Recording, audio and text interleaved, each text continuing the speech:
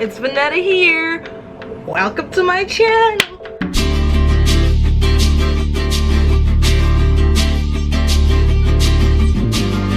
Welcome to my channel. What am I gonna do today? What am I gonna do today? I'm too excited because I have not filmed anything in a while. Like in a hot minute. I have not been able to film anything. I finally graduated. Class of 2019. Where y'all at? Yeah. I actually still don't know how to do that. After many people trying to teach me how to do that, I still can't do it.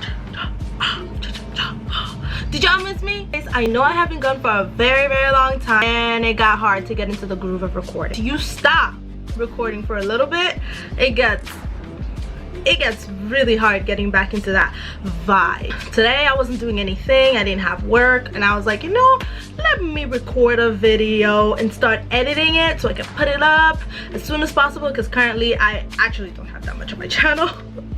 Which is something that I know I said multiple times I was gonna work on and have new stuff up all the time, but man, this is hard. I'm just gonna keep doing little quirky things, maybe tags, and hopefully more crazy stuff. Who knows? Interviews with friends, challenges. But now, today, we are gonna be doing something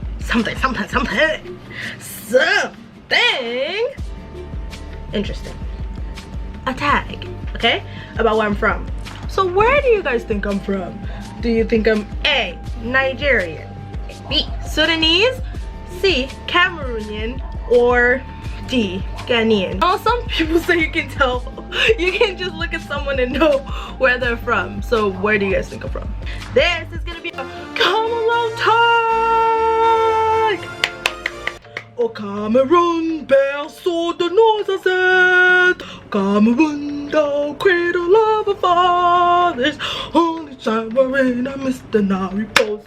On top of being bilingual, Cameroon has also many different dialects with many different tribes. Cameroon is located a little bit in the center of Africa, but also on the west side. I like to say that Cameroon is both west and central. I've always had these arguments with my friends who claim that Cameroon is only central, but I always argue west, because when I was younger, living on the western side of Cameroon, we're always considered ourselves as West Africa. So on the west side is Nigeria, on the northeast side is Chad, the Central African Republic, and the east side, and then on the southeast side we have Republic of Congo, and then on the south side we have Gabon and Equatorial Guinea. 10 provinces, 2 of them are English speaking, 8 of them are French speaking. It's literally a mini version of Africa. It is. People want to argue that Cameroon is literally a mini version. It has everything.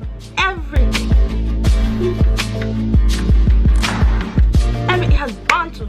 It has we have too much stuff. Too much stuff. The capital of Cameroon is Yaoundé, which is a French-speaking province.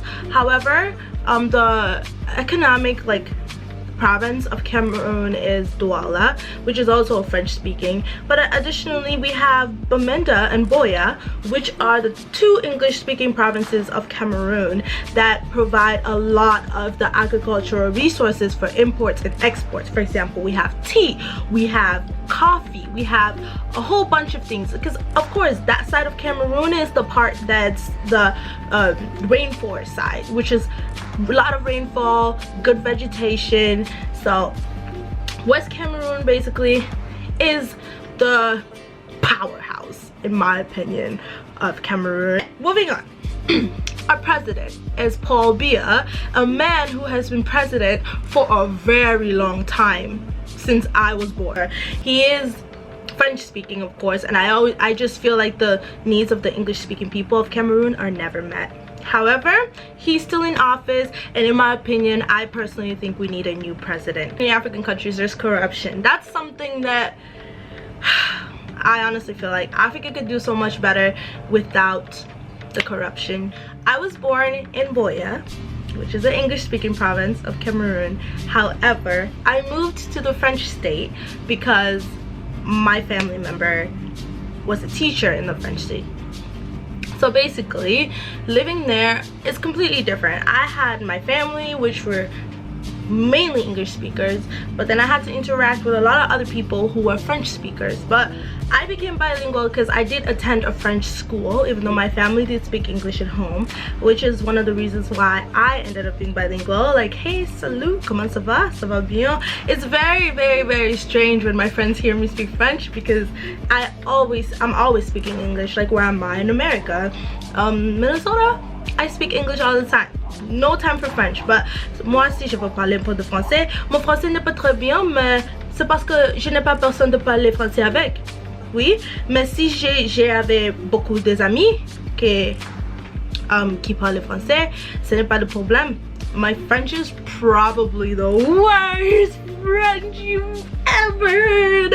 And on top of everything, I am a Spanish major, so I literally have been mixing things up. But again, I don't speak it that much, so if you speak French and you want to talk to me, I am openly willing to speak French, because I want to get that, you know, I want to get back into the groove of speaking it, and because I actually do miss it a lot.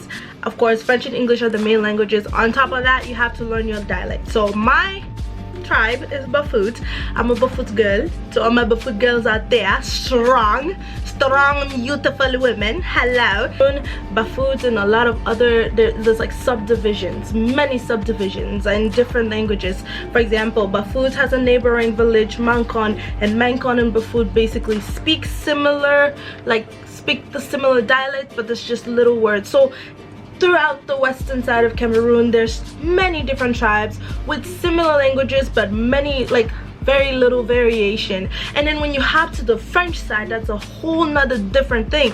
A person who speaks a dialect from the English side will not most necessarily be able to understand the dialect of the French speaking side. Like Bamileke people, like if a Bamileke person speaks to me, in their dialect I have no idea what they're saying. But if a Mankon person speaks to me and I'm Bafut, it's easy to understand certain things. English and French speaking people in the same country has its pros and cons.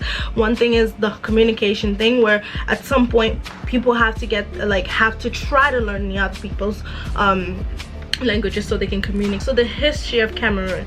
The history of Cameroon was first colonized by Germans, and then apparently after the Germans came in, there was a war with the French and English, and I think the French and English combined together to fight the Germans, and then the Germans lost, and then the territory, which was Cameroon, was split into two between the Germans and the British. But by then the British had already taken Nigeria and that side, so they decided to draw a line. So our territory, Cameroon, became like a boundary between the two, and the boundary was kind of like in the middle of Cameroon. So east side of Cameroon became like a French speaking, because obviously Congo, Republic of the Central African Republic, and all of them became French speaking nations.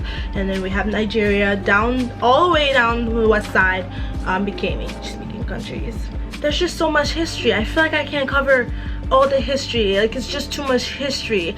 I mean, my accuracy is trash, probably is, but I'm really trying to give history here. Like if I were to try to give you a history of Cameroon, it would take forever because we have too much things. So when I was growing up as a kid, we listened to Makossa, Makossa, you know, the shaking of the butt, no, it's not twerking, no, it is just shaking of the butt. Yeah. See, we used to have Sergio Polo, we used to have Petit Pays, and then we had some old songs that were not necessarily Cameroonian. There was like Mewe, there was a bunch of other people who were not Cameroon musicians, but they had like all that, you know, that Makossa vibe to it. And then there was that song is one of the biggest songs I heard as a kid and still hasn't gotten old. Know it, everybody, all Africans love that song. How can you not? I never forget you, for this so far where you so far for me. Yeah, that was one of the big songs too when I was a kid. I want to go home. I actually do want to go home. Like, talk about this makes me want to go home. I remember having to cut my hair from school. That's one of the biggest things that I was so upset about. English side, which was also like Nigerians and the English school system, basically if you were female and wanted to go to school, especially after primary school, let's say elementary school into like high school, you had to cut your hair. So when I went to school on the French side, at some point I transitioned over to the English side and my hair had to go, and I was sad. You know what they did after I said I was sad? They just went chop chop chop, chop chop chop, snip snip snip, and it was gone. Another memory is climbing trees. I remember as a kid I had this thing for climbing trees. A lot of kids did. I don't think it was just me, but as crazy as it sounds, we had all sorts of trees. We had mango trees, guava trees. Oh, do you guys know what guavas are? So guava trees, orange trees. Oh, we had so many trees. And bear in mind, when you came back from school and you just wanted to goof around, guess what you do? You just go climb on the tree and eat your mangoes and eat your guavas and eat whatever you wanted, and then you came down from the tree and went home.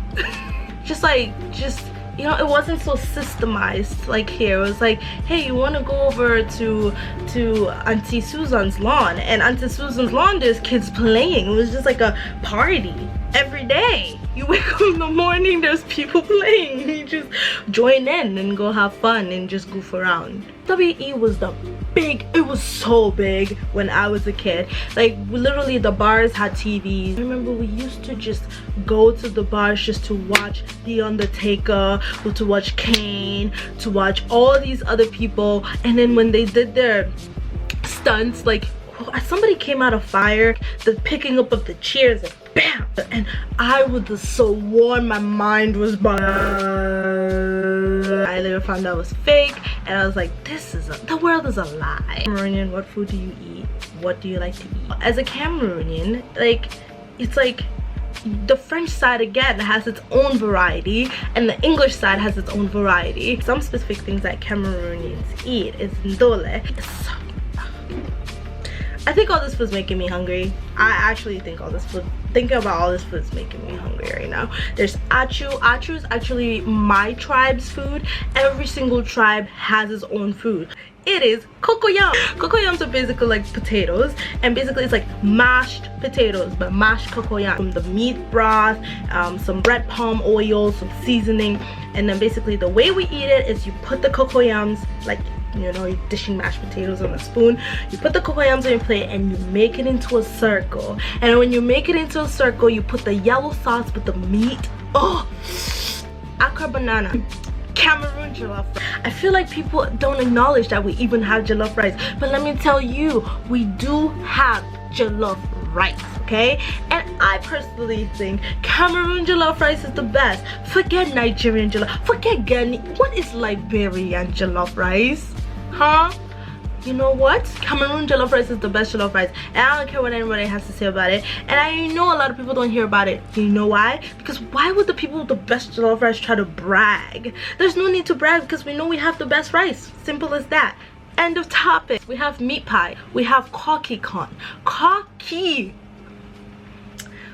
con. Bongo chubby is basically meat that is like covered in like black seasoning with like black pepper. Kati kati, which is like meat that's like fried in red palm oil. We have a goosey sauce with cabbage, the seeds of pumpkin dried and then opened up, and then we fry it, we blend it, we put it in like sauces. And so a goosey soup, there's a goosey soup that's just plain, there's a goosey pudding which is like made into the shape of like a cake.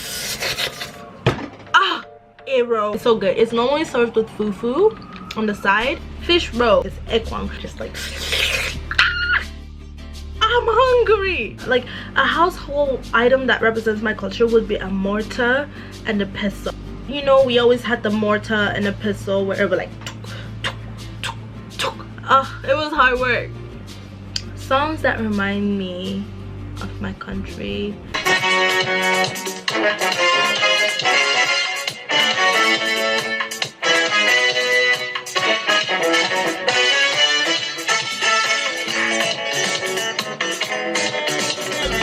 So this was the ancient Cameroon songs. Like these songs are the songs that my dad listens to this day. However, as you know, with time music changes. we have more modern songs now. Okay, we don't listen to Bikusi and Makosa as much. We have our own modernized Makosa for the young game. I just remember my dad used to love the Decas.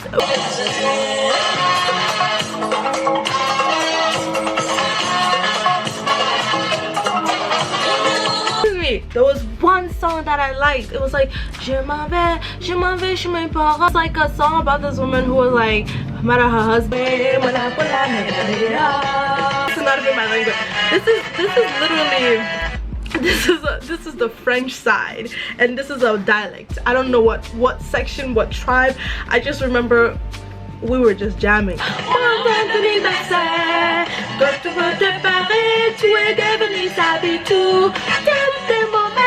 Je ne peux pas respecter. Moi j'ai décidé. Je m'en vais chez mes parents. So she's like, je m'en vais chez mes parents. Hey. Another artist that I forgot was so famous for my parents was Longe Longe. Like, this man would drop anything and my family would just die for it. Like all the grown ups. I'm gonna play a couple more recent Cameroon songs. Yes, I feel like everybody knows the song. It literally has 52 million views on YouTube. And you know Coller la Petit? You know what Coller la Petit means? People just sing it randomly. Coller la Petit. If you guys take the actual song and actually translate it, you might not be singing that song, I promise you.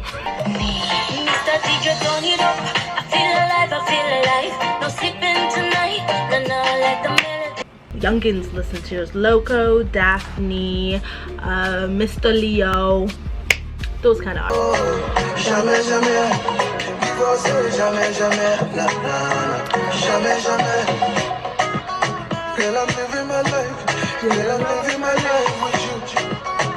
I love Cameroon. It's one of those countries that I think people should definitely try to go visit because it's really diverse. You eat here, you eat there, you go here, you go there. It's not gonna be the same like in every place. It's so unique. But I do hope and pray, and I pray for the lives of the people who are home right now in Cameroon, and I pray for safety. I do hope for peace, and I pray for prosperity. The political climate right now is so intense, it's so bad that I know people who've ended up in jail because of it, and it's like, it's so hard to solve. It's very hard to solve, and I feel like the first thing that needs to be done, actually, I'm not say that, they might find me. I didn't talk about soccer. I didn't talk about Mexican food. I didn't talk about Eto. I didn't talk about soccer.